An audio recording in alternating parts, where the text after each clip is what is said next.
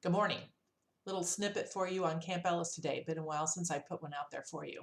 But since it's such a nice day in Western Illinois, we're talking about being in the high 70s today, and it's a good growing day. I thought you might find this interesting.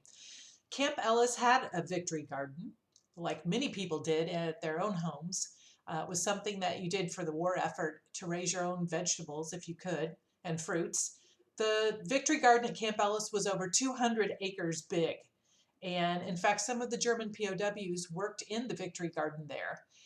They planted everything you could think of: leeks, potatoes, turnips, parsnips, lettuce, cabbage.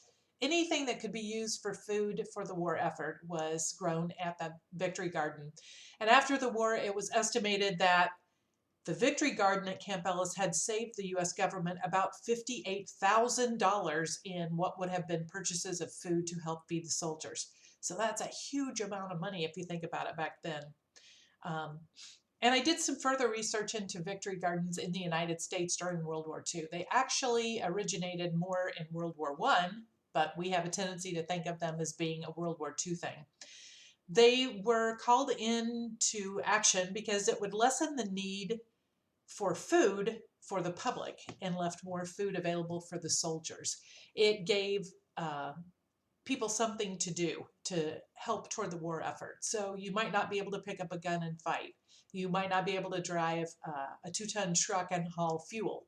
But you and your family could help to grow vegetables to eat on your own or to share with other people in your neighborhood, or in this case, it was so that the soldiers had something to eat. So it lessened the need for food for the public and made more available for our soldiers.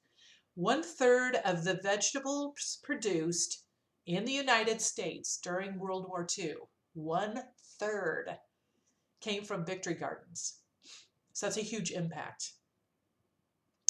If you look at Great Britain at the time, they were trying to feed all of their country based on the land that they had over there, which was not a lot of land. They had to convert a lot of land into food production, and they were concerned about being cut off from mainland Europe and the Germans getting them because they couldn't feed their people. So at one time before the war started, America was sending dried powdered eggs over there. And of every 7.5 dozen eggs produced in the United States, 1 dozen was turned into powdered eggs and sent to the UK for the Lend-Lease program. In the UK, their food was rationed until 1954 just because of the war and not having enough food. So the word for the day is victory gardens. Start asking for seed catalogs or going online and looking to see what you could be planting. My mother-in-law always said a Good Friday was a time to put in radishes, lettuce, carrots, some of those, at least in this part of Illinois. Where you're at, it may be different. But don't worry about mowing the yard and having a great looking lawn. I would rather see you grow your own vegetables and have a victory garden and share the produce with your neighbors, friends, and family.